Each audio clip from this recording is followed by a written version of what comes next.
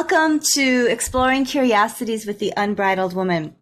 I'm very excited for my beautiful guest today, Andrea Fung. She is a former lawyer turned transformational coach, dedicated to guiding corporate professionals and soulful entrepreneurs on their journey to awaken to a life of joy and discover their divine purpose. As an Ascension Facilitator, Andrea specializes in helping individuals release self-doubt and scarcity, empowering them to open up to the abundance of wealth, magic, and deep connection that life has to offer. With a powerful blend of wisdom and compassion, Andrea supports her clients in reclaiming their inner power, embracing their true selves, and stepping confidently into a life of fulfillment and success. Welcome. Thank you so much, Deanne. And thank you for that beautiful intro. Hearing you say it, it just empowered me so much because clearly I haven't heard those words in that exact sequence in a while. And so it was just like, yes, that is actually what I do. Thank you, Deanne. I really am that badass. I'm just going to sit here and just think about how awesome I am. I'm just going to bask in that for a while, because, we always get kind of swept up in the chaos of life. And, there's this thing to do and that thing to do that we never really, quite rarely, I guess, stop to think, wait, hang on, I have actually come this far. And yes, I do this. I am all that. Absolutely. Oh yeah. I mean, you hit it right on the nail on the head about that. I mean, we're so used to getting that negativity stuff we say to ourselves, and then no, this is, and it's nice. And I think that's where, good friends are very good to have, because they can remind you of because they've seen your growth over the time. Oh my God, you are amazing. Look at all the growth. You're like, oh yeah, I have. Okay. All right. I can, let's move on. I got my cape and my staff. I'm ready to keep going. So yes, let's do this. Let's be the unbridled women that we are. Yes. Oh, I got a tickle in my throat. Excuse me. I'm just going to pause here for a second. All right, I think I got that tickle away. All right. So before we begin, just you said we are unbridled women. So how would you describe yourself as an unbridled woman? What does the word unbridled mean to you? When I was sitting down pondering all these questions, I felt like I couldn't really find the words to get it. But when I really tuned in and I looked at least my personal journey and the journey of all these amazing women that I would call unbridled, I would say that the unbridled woman is the most unapologetic expression of soul. This is the woman who has done the inner healing work to access her essence and has consciously chosen to be the embodiment of that essence in whatever way that looks like, because different people are different, regardless of whether that embodiment flies in the face of societal conventions or traditions or family or whatever it is. So to me, when a woman has connected with her soul and is living in full alignment with her soul, she is truly unbridled, unrestrained, unencumbered by trauma, generational or otherwise, and the opinions and views of any sources external to her own wisdom. To me, the unbridled woman walks to the beat of her own soul. And because her expression comes from that genuine alignment and empowerment, she is undeniably magnetic and just radiating that joy, that soul, and you can't really put a finger on it, but it's Yes. It's that when the certain person walks in a room and everyone turns because they don't know why, but it's there's that magnetic pull. And, as you were talking, what was coming up, and that's actually beautiful. I love that. And again, it's so glad we're recording this, because that's those little precious words. What, for me, I have unbridled for me within the last actually couple days has been being radically honest with myself, being looking deep within and really not judging, and that's not shaming or judging myself. I'm really looking and just being honest. And in that uncomfortableness of like, wow, yeah, you know, like, That takes okay. bravery. Yeah. That is And unbridled. right, exactly. Because you need to go, you know, to have all that lightness and magnetism. And like, there's that other side, which is the beautiful side of the dark and the shadow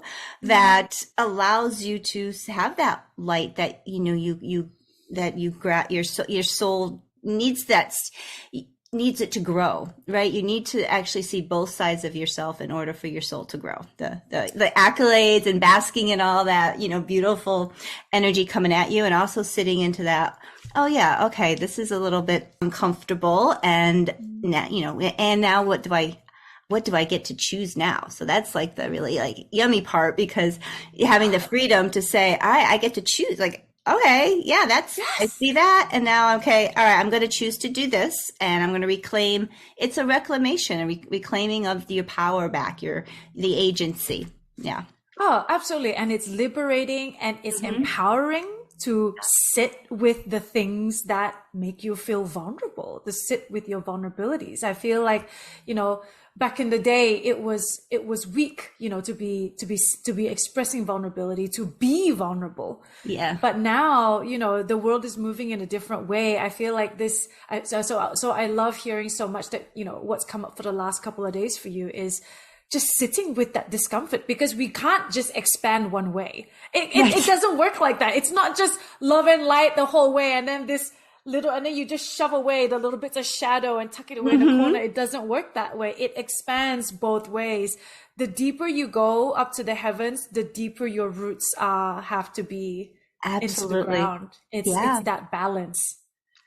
Yes. And I love when I saw comments on my post, they were of concern, like, are you okay? And I'm like, I haven't been better. Like, this is like a really great, you know, yes, it's uncomfortable, but like, oh my God, I'm finally seeing these things that have been holding me back. And like, I'm excited about this. Like, they're no more shadow. It's in front of me. It's like, okay, now I can do the things to actually make the changes in my life that I need to. So, yeah, it's funny how when people hear, like, you know, you're feeling sad, or, you know, and they read it into like, oh, you know, cheer up, it's okay. I'm like, I'm great. I am actually really good.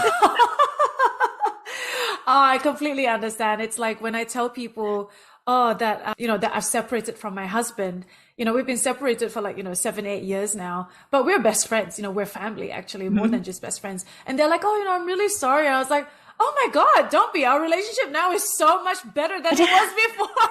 Like, it's so much better now. It's like we are like soulmates for life, just not in a romantic way.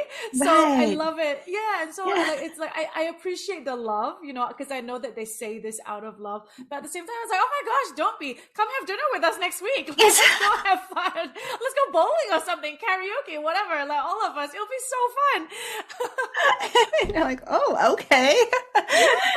All right. Well, all right. I want to talk about you. So, okay.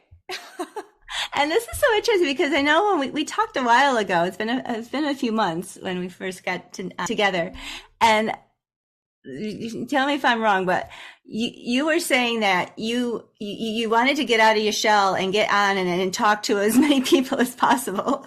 And like, I don't know, like these people listening, you know, this is the person who's like worried about, like, oh, I'm coming out of my shell here, and I'm talking, like, oh my God, it's just like, she's just so vibrant and bubbly and, you know, magnetic. It's just like, I'm like, oh yeah, right. Yeah. It was probably Egypt. I think it was probably, you know, throat chakra of the world. Went there and, you know, meditated a whole heap, you know, and with all the synchronicities that fell into place. I think by the end of it, I was just buzzing from like the infusion of the energy. And now I'm like, yeah, I'm out of the shell now. Let's talk about whatever. Oh, yes. Yes, we definitely have to talk about Egypt. But before we do that, I want you just to share, you know, how, because it's, you know, it's quite a leap from lawyer to transformational coach. And when did your light go on and be like, this is no longer what I want to do? And how was that for you, transitioning in that?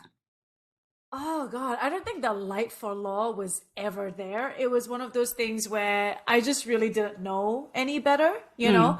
As I was growing up, I grew up in this strict Christian, religious Chinese household. And so the only thing I knew about spirituality was about praying to a white man in the sky that, where my highest hopes of him coming was during the second coming of Christ, which would be during the end times. When was that going to happen? And then it was the end of time. So like, okay, so I'm going to die. Right? Like, so like, I won't get that while I'm living. Yeah. The circumstances could be a bit better, but, and in that household, because times were tough when at the time that I was growing up and during my parents' generation as well. So I was led to think that you are either a professional or you're nothing. So the only way to attain wealth is if you were like, what were my choices? Engineer, investment banker, doctor, lawyer, those kind of like typical jobs. And so I didn't want to do math. And so I thought, lawyer is probably my best bet. And, I could develop the gift of the gab. So after working 6 years in that, I had actually quit law once after the first 3 years, went on this soul searching adventure, and I was hoping for career inspiration. I got everything, but didn't get that. So I came back and I thought, okay, I have responsibilities. Like, let's just go back into law.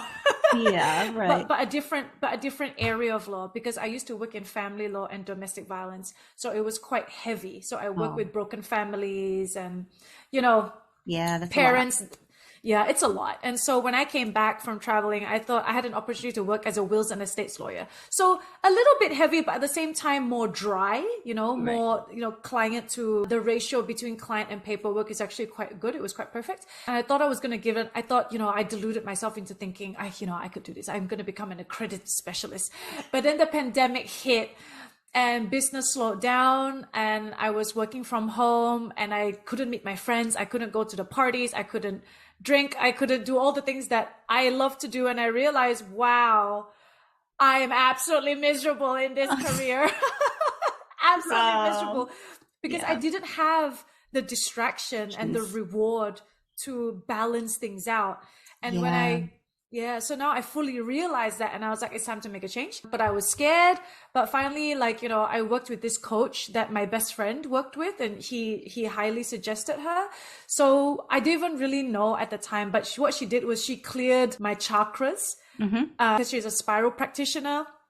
And at that time, I had no idea what that was. I don't know what energy work is. I just kind of rocked up and just, do your thing, just do it. Whatever you do, I'm here for it. Yes. And then from that point onwards, I just allowed myself to pivot. Honestly, I made a decision that I was going to follow my joy at any given moment and to the best of my ability to have zero attachment to the outcome. And so allowing every experience to just be what it is, just an experience. So I went from being a social media influencer, social media manager, digital nomad coach. That business tanked so hard. Then became a mindset coach and then became a theta healer. I let go of my business completely in February last year. And then now after a series of events and some travel and more soul searching, I'm now starting up my business again. And now this time I'm looking to run my business in a much more empowered way, because when I first started my business, it was based on trauma, really. I started up because I was in scarcity, and I felt that if I had a successful business, I would be able to receive validation from my family or from the communities that I wanted. And, there was no way that I was going to be able to run a soul-led business that was built on those foundations. Right. Yeah. And exactly. And so I kind of thought I had to let it go. It was really, really painful. But now that I've let it go and I'm back again, I get to work on it from a more empowered place, from a more joyful place, from a place of service to humanity, and not from a place of, I need this to work because if I don't, then I'm a failure. Yes. What you are saying, and this is, even I hear very successful entrepreneurs say, they have they use the word fail, but they've had many businesses that failed, or they've made so many different mistakes, but they're not.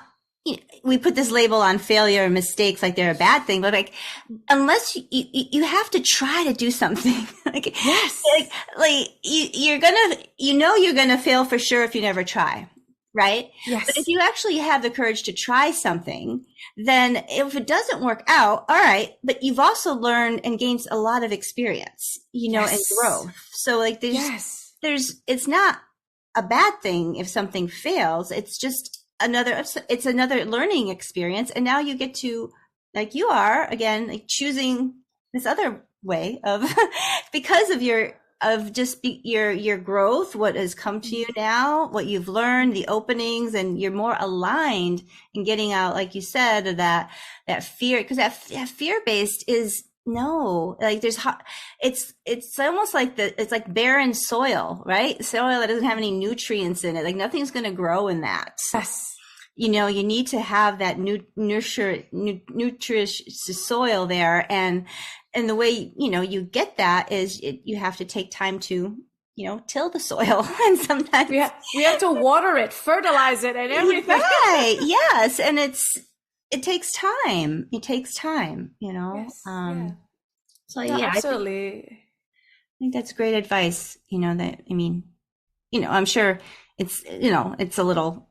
It may have been challenging, it's because almost it's like, all right, it's a death of something, and that, okay, now I'm going to move on to, but yeah, it's all part of life. It's all part of the grand adventure, and that's the thing. It's like many times when we are in the midst of the journey and going through the pain, it's so painful, and you're just thinking like, what am I doing? But then if you just give it enough time, and if we can have that perspective of like, it's not really failure, it's a feedback.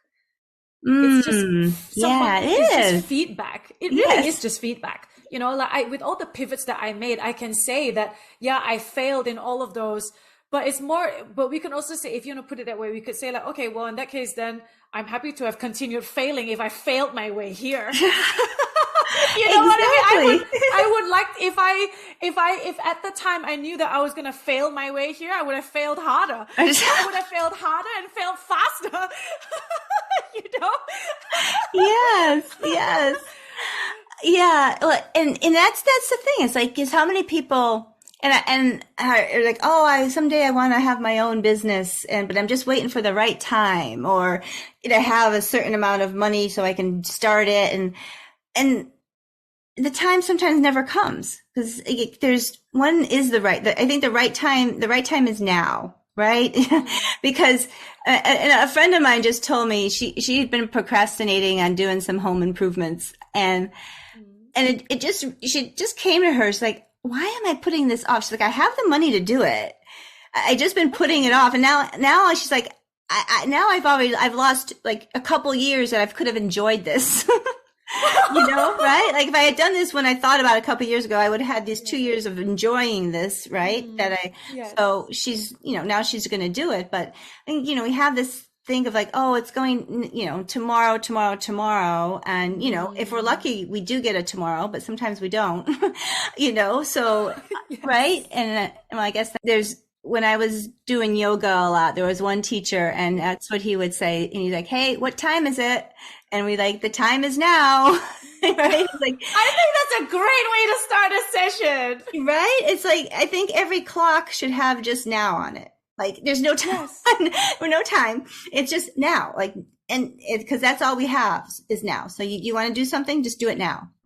Yes. Or we could take it, you know what? We could take that even further and be like, what if we are able to look at life from the perspective of there is no time and there is no space, and we are just being. That we're just being, and then you get to decide what you want to do now. And every moment is a new now, right? So it's not tomorrow. It's what about later? What about now? Yes. What about just deciding? Yeah. Yeah. I think that's a big thing is deciding, because we all have dreams, and we all have, but it's making that that it's that decisive moment where you're like, all right, I'm doing it. I'm doing it now. Even if you don't, you feel the fear, which is just excitement. Yes, yes. I mean, like it's the same in terms of like bodily chemical reaction. I think fear and excitement, it's the same anyway. It's just about how, it's just about the interpretation that our minds put to it. Yes, absolutely. I'll share this. I was traveling to Florida a few weeks ago, and some fear was coming up, and not about traveling, but about going back to see my mom because my dad had passed a few months ago, and just a lot, just it's like just uncomfortable. Like things were coming up, and so my partner talked me through it, and when I left, went to the airport. I was feeling really good, but. So this is like, I love synchronicities. I love the messages of the universe. So I was waiting to check my bag, and I happened to look over, and there was a guy at the counter already checking his bag. And on his arm, he had a tattoo that said, "Fear tells lies." Oh, I love it. And or fear lies or something. I'm like, thank you. Thank you for that affirmation. The universe is like, hey, the fear, it's just a lie. It doesn't exist. Yes. It's not in the reality. And so I love when things like that happen. Like I love that message came. Yeah, the message came to you exactly at the time that you needed it. Yeah, just an affirmation is like, okay, thank you for that. Yeah. So did you get any of those when you were in Egypt? Oh my gosh. Maybe not exactly like that, but what I can safely say was,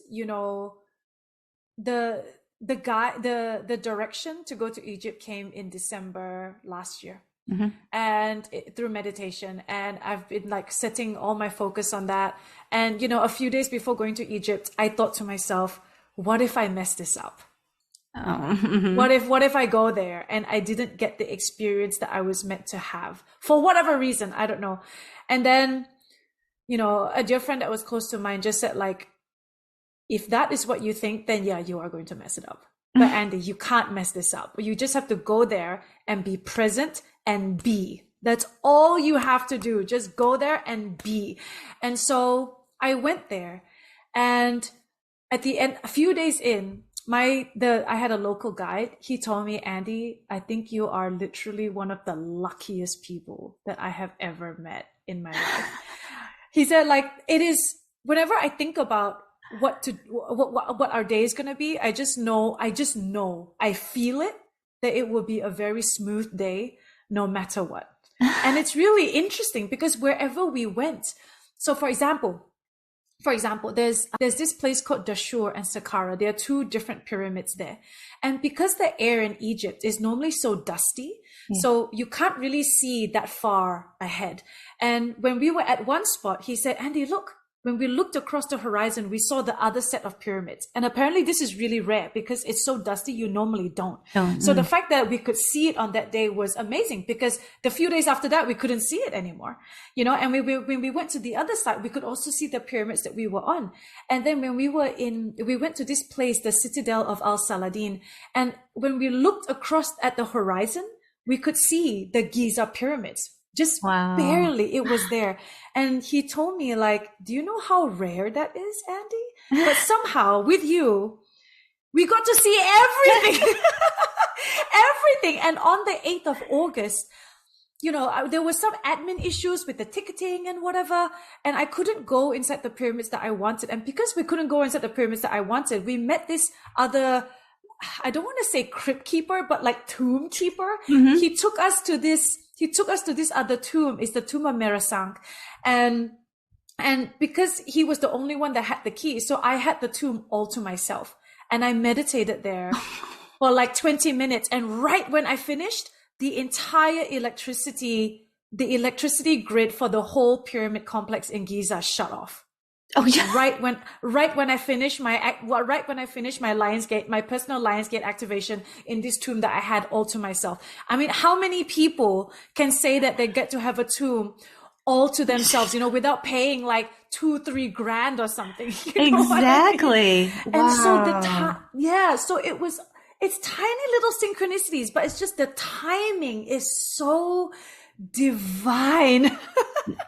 Right. Yes. When it's meant to be and you're open to that. And like you said, present, right? So you went with the flow of, oh, I'm not going to be able to do what I thought I was going to do. And it's keeping the openness of, all right, what's the possibility? And then this opened up. So better than you probably imagined. Oh my gosh, way better than what I imagined. You know, the pyramid that I initially wanted to go to, which was the biggest one, they had actually closed for lunch or something. So I couldn't even access it, even if I wanted to at the time. So, you know, at that time, and there was some I had like, you know, some personal issues playing in the back of my mind as well. So when I was at the pyramids, you know, I had the choice of just being really annoyed and grumpy, I suppose, and be like, you know what, let's just go get lunch. I'm like so done with this place. But I kind of thought, no. Let's be open. I'm going to be present while I'm here. I'm going to feel into the energy of this place. I want to be here. It's like, universe, show me what you want me to do. Yeah. And next thing you know, I got taken to a tomb that I got to have all by myself. You know, so it's just one of those things where if you just allow yourself to roll with the punches and allow yourself to have a positive and open association with every situation, even situations that we can perceive as bad, you know, we can derive so much opportunity and wisdom from it. We learn to trust so much more. Yeah. That's a beautiful way to navigate this life. And I think that's really that's what we're supposed to do.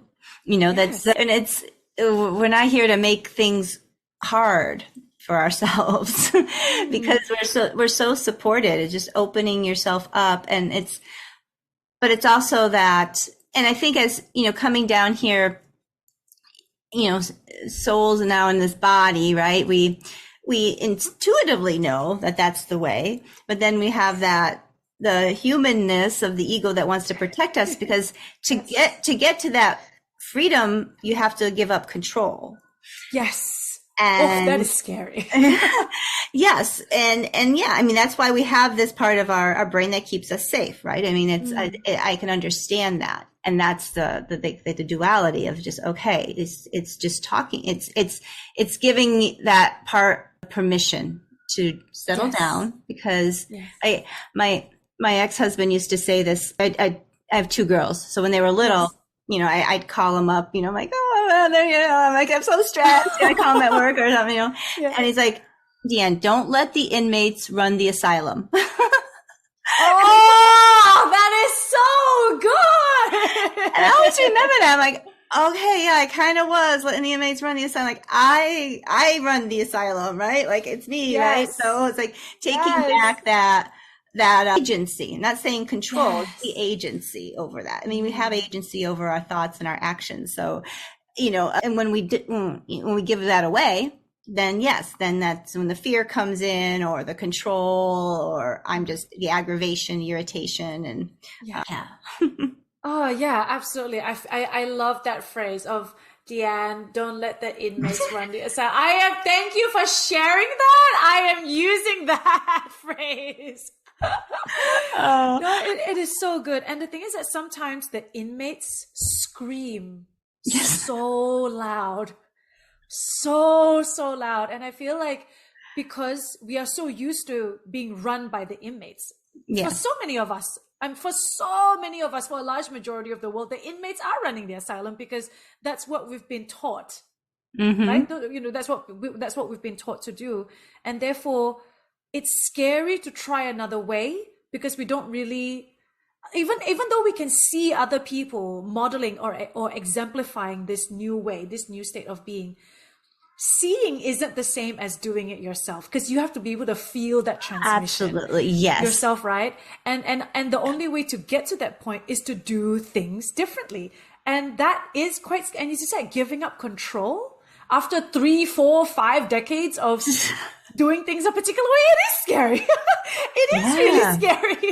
And that's why it's important to, you know, I think it's so important to to have help, whether it's listening to podcasts like yours. I think that what you do is absolutely amazing. Sharing the beautiful stories and wisdom from all these people who have chosen and taken that inspired action to live in a different way. Whether it's listening to podcasts or hiring a coach or a healer or whatever it is, whether it's, I don't know, Mind Valley or whatever it is that that resonates with you at that particular point in time, at that particular stage, that will help you and through the overflow of you, through the healing work of you, ripple throughout the rest of the world. I mean, you all take back that agency. Yes, absolutely. And we're so blessed in this day and age to have a lot of inspirational people out there who, and you were actually, when you said about if we don't experience the feeling of it, that's because we don't have, then it doesn't get basically, I guess, encoded in our programming. So our brain can't go find it unless it's actually in the files. Right. And I was just listening to a podcast with Ed Milet, and he had Joe Dispenza on, and I'm putting on my bucket list to go to one of Joe Dispenza's weeks. I haven't ever done that, but that's on my bucket list to do. But he was just talking about his, and a lot of people are familiar with his work. But one he did say in whatever they were talking about is the different, because they do different tests with people in his company there about, and they found that when the person actually is told to feel this and have an intention and feel the intention like actually happening and being in their life, that's actually what changes the DNA. Like their thought of it doesn't do anything. The intention, like my intention is to do this. It doesn't change anything, but it's the feeling, actual feeling of that. So you were really spot on about that. We need to feel it. You need to feel it to heal it.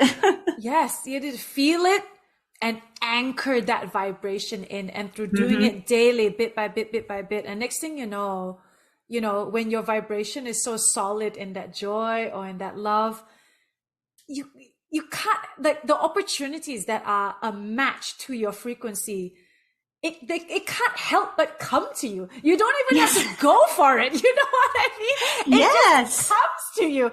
And I feel like, and that has honestly, it has been so much of the core of my journey for the past 2.5 years to 3 years. It's because all the things when it comes to energy healing or theta healing or whatever it is all the energy work that I do now, I don't know to search for things like that because I don't know of its existence. So I can't search for something that I know nothing about, but somehow or other, through me taking action to look for something else.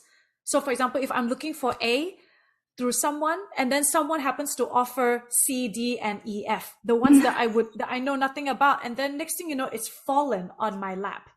Yes. Yeah. The little breadcrumbs. You just follow little breadcrumbs, and yes.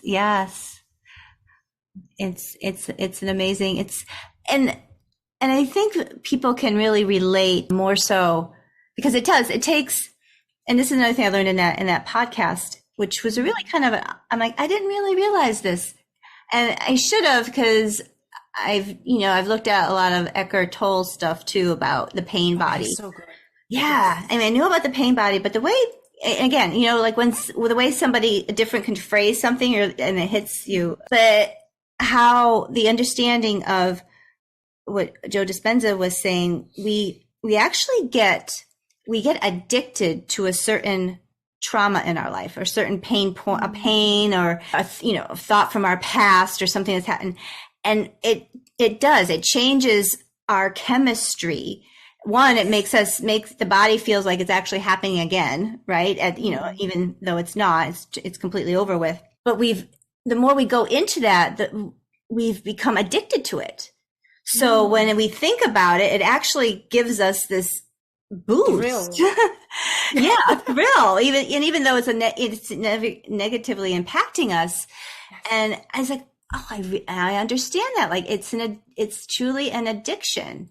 And Yes. you have to be very conscious now, just like anyone Mm. dealing with addictions, they have to like, I got to stay away from that, or, just kind of, if I see something, tell myself no, or, call in your willpower or what have you. But also the understanding that there are going to be withdrawals. Like Oh, to yes. going through that. All right, reprogramming. I'm like, that thought comes up, and you're like, you kind of get stuck. You feel like the boost coming, like, I know, like where I'm going to think of something else, and then now thinking of, like you said, you're bringing in the joy and things like that, or the beauty of that experience, because like we discussed at the beginning of this, it's not failure. It's, it's feedback. It's a learning experience. It's what made us right here, right now. Right. So there's Yes. there's a gift in that, but it takes time. It's Yes. ongoing. Like people who are very addicted to things, it's almost a lifetime sometimes, where they have to just keep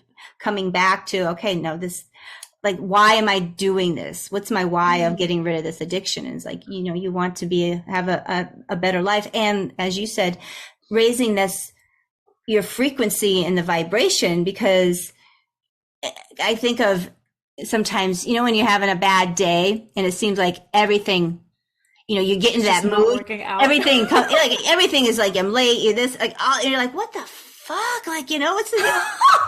but that's the energy you're putting out.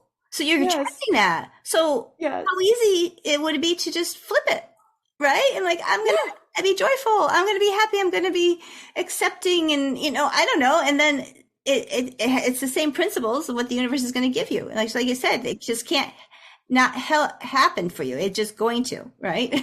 Yes, absolutely. And if things, I've definitely had a few of those days where it's just like you're thinking that you're going everything right, but you're doing everything right, but suddenly everything is just like not going right. Everything is not going to plan. And previously back in the day, I would force it. I would force the thing to work. But now it's just like, okay, I will do what I can to make things work. But you know what? If it's not going to work, if it's not going to go at the time that I want, that is okay too. I'm sure there is a higher purpose or a higher reason that may or may never come to my attention. And half the time it works out. Half the time it works out. And I can see why it had to be that way. And the other half is like, okay, maybe it just wasn't meant to be. And can that be okay? Exactly. Right? That's actually one of my favorite sentences. It's one of my favorite questions that I ask myself when I have those moments where it's like, oh, Andy, like, you could have been doing this more or whatever.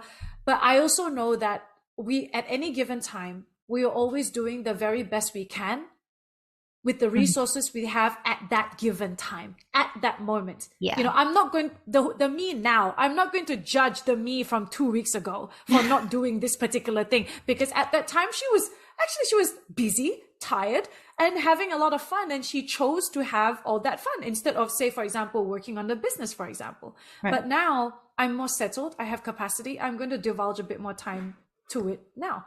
Devote a bit more time to it now. And even if it's not moving at the pace that my mind wants to go, because I'm a bit type A, I'm very type A, actually. I've tempered it. I've tempered it down. And so I would just ask myself, Andy, can this be okay? Yeah. Can it be okay if you want to have this nap? Can it be okay if you want to put off recording this thing? And knowing with the full awareness, of course, that I have to make sure that if I'm being honest with myself, that I'm not procrastinating out of fear, or to make sure that I'm checking in with myself as well, that I'm not just letting myself go and enabling myself. You know what I mean? It's how do I find that balance of doing what it is I have to do, and at the same time giving myself that grace and compassion to make sure, like, because I'm used to rushing, so it'll be like, Andy, can it go, maybe because of where you're at now and what you have on your plate and what you're focusing on, can it be okay that you do this tomorrow? And if not, why is it not okay? Like, where is the deadline for this, Yes, because you're not saying you're not going to do it. It's just, doesn't feel like the right time right now. And, especially if you are used to doing so much and you're just trying to slow down. Like you know yourself, like I'm going to do this. Yeah. It's just, do I have to do it now?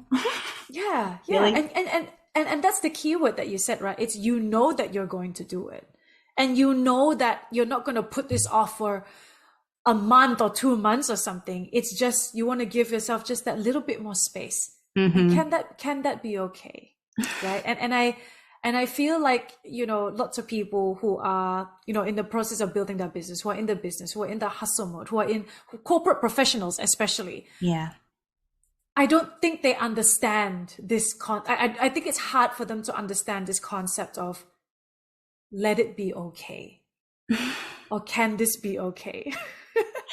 You know what I mean, right? Oh yeah. Well, yeah, because it's not part of the culture, especially if you're working for somebody. Because if that person it's not okay, right? If for them, if you like don't get this done.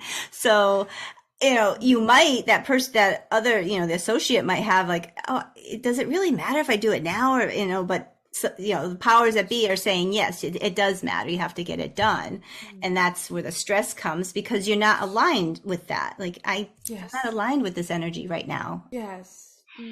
But I think it's going to be a while for the whole culture out there to change to allow that more of a, let's feel into this moment here.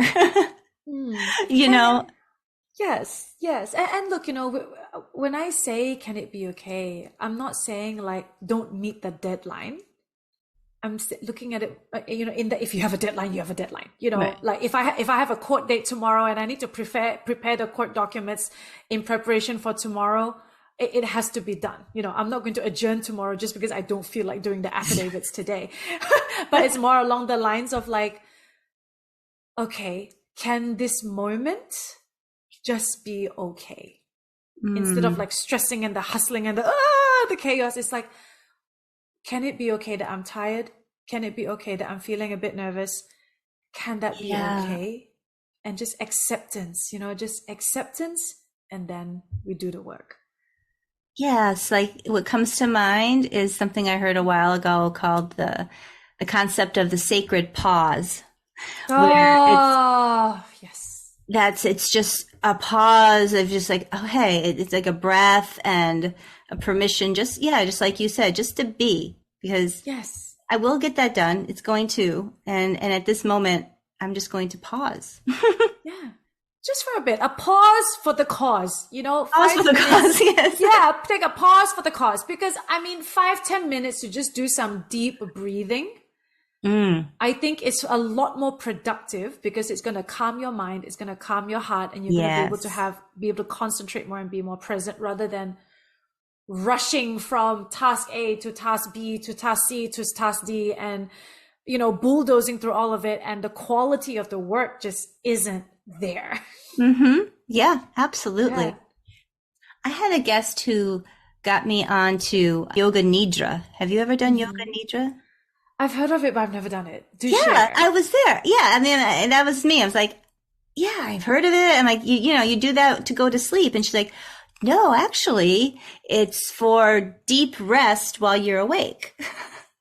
So you can. How does it work? Well, I use Insight Timer on my phone for meditations and stuff. And it seems to me, I've listened to a couple different people that you pick like a little intention, something on an I am thing. And it's, you're kind of you do lay down for this. So it's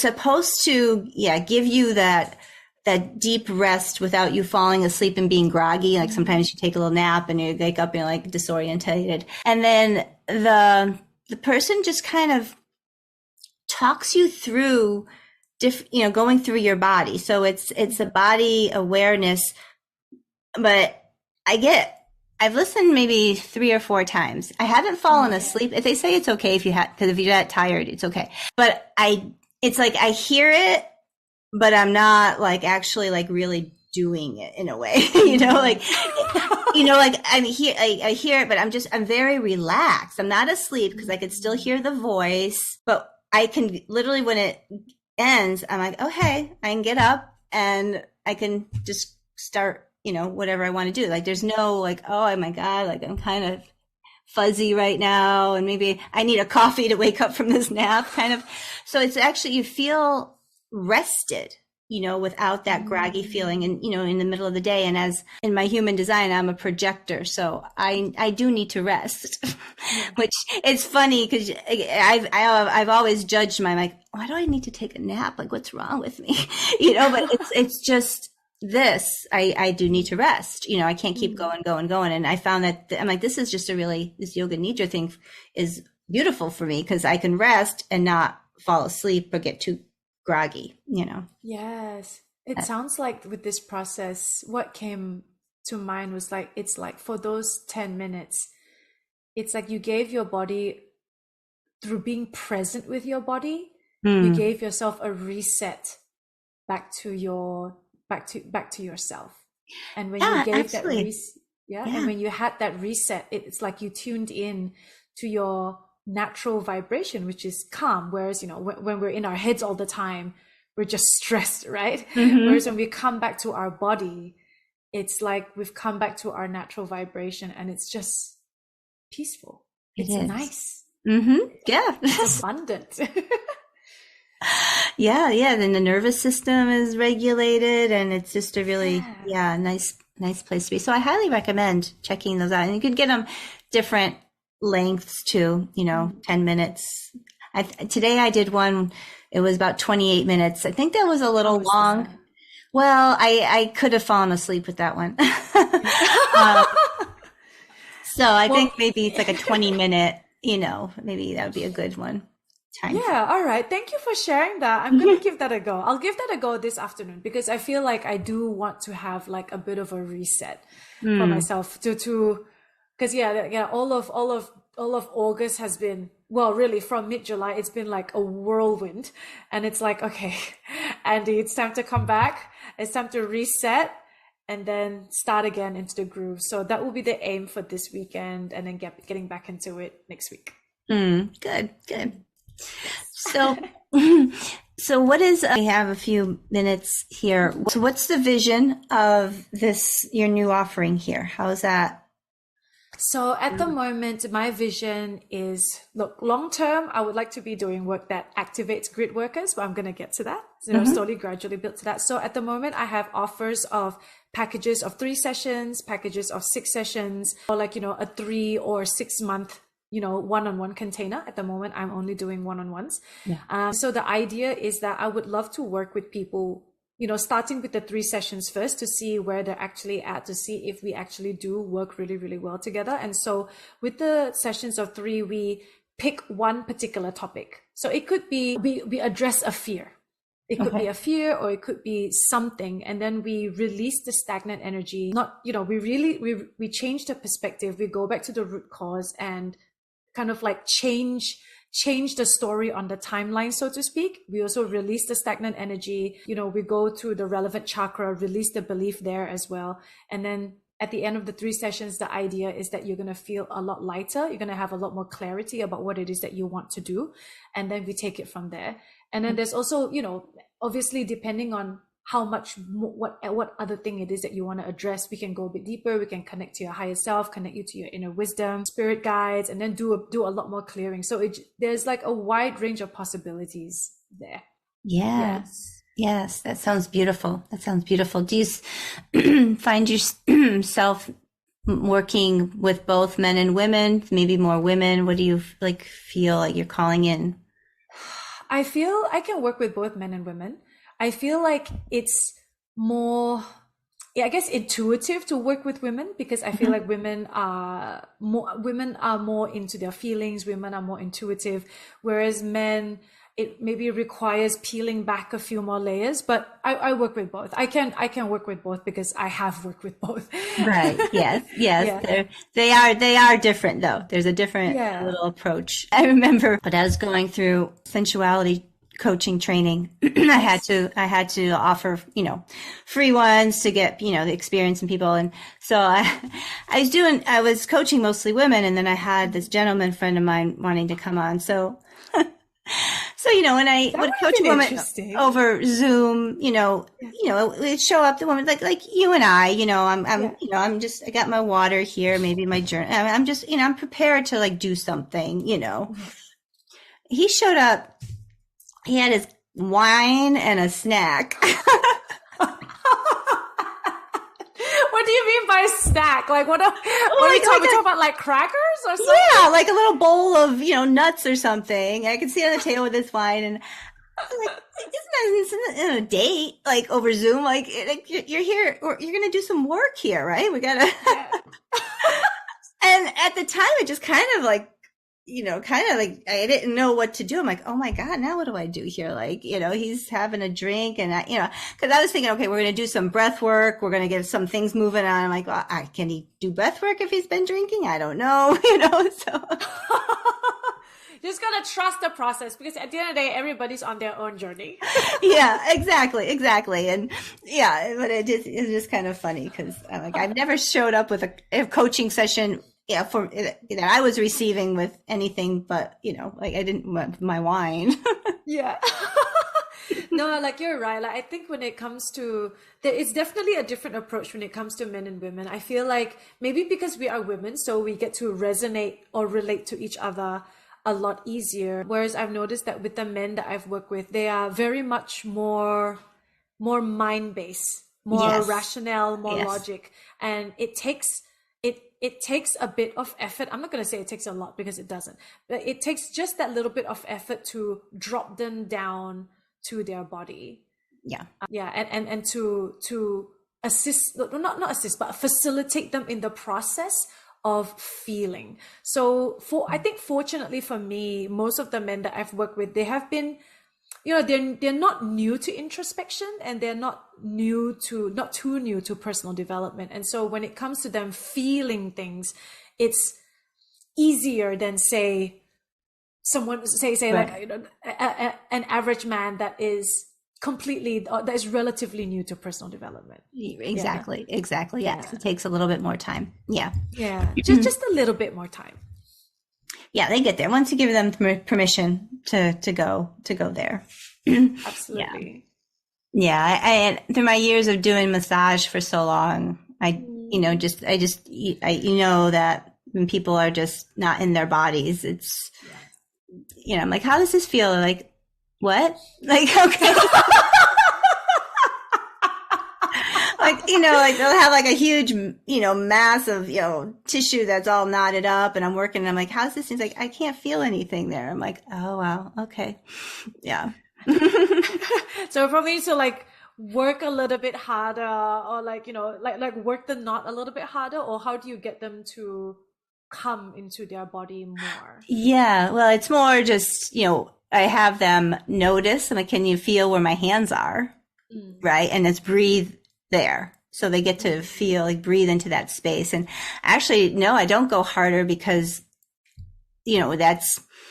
that would cause probably more soreness, because you're forcing, because all it really it usually takes is it just wants to be noticed. That area wants just the breath and just the awareness that it's there. Sometimes you have to go a little bit deeper afterwards, but sometimes once the awareness comes there, there's a softening of the tissue there. Right. Okay, that is really interesting, because I think to this day, I don't think I've ever had a relaxing, like fully 100% relaxing massage. Most of my massages, probably because I want the knots out. So most of them are quite painful, sometimes tear inducing, but the relaxation comes after, when it's done and you're just like limp, right? That's what, for me, that's when the relaxation That's when you're a little sadism there. Yes. Give me the pain. So I'm aware. Give me the pain. Oh man. Oh goodness. Well, do you have a website or anything right now that for social media that you can share? Yes, absolutely. Please, if you're feeling this transmission, if you're feeling this energy, come look for me at my website, www.andreafung.com. You can connect with me on Instagram as well, Andy Ventures. I feel like the spelling of that, I think I've given you, Deanne, like all the links to all of that. Yeah. Yeah. So that can be on there along with the site. Connect with me on Facebook as well, Andrea space FWL. And yeah, let's connect. Let's just start with that and take it from there. Exactly. Exactly. There has to be the initial contact and yeah, have people see you and what you're doing. And yeah, that's the way to develop the relationship. Absolutely. Yes, absolutely. Yeah. I'm excited for this next chapter for me, for Mm-hmm. you. Mm-hmm. And yeah, I'm excited to see what transpires for the rest of the year, honestly. Yes, we're almost there. 3 more months. That's crazy. That's crazy. All right. Well, thank you so much for being here with me and us and just sharing your beautiful light and your wisdom now. There is honestly a big difference between the first time we talked and this time. So I see it. Thank you, Deanne. Thank you for having me. I'm so glad that we got to share this. I love this conversation. I love that we got to exchange and share and be in this high frequency bubble. You know what I mean? It's lovely. Yes, it is so nice. Thank you so much.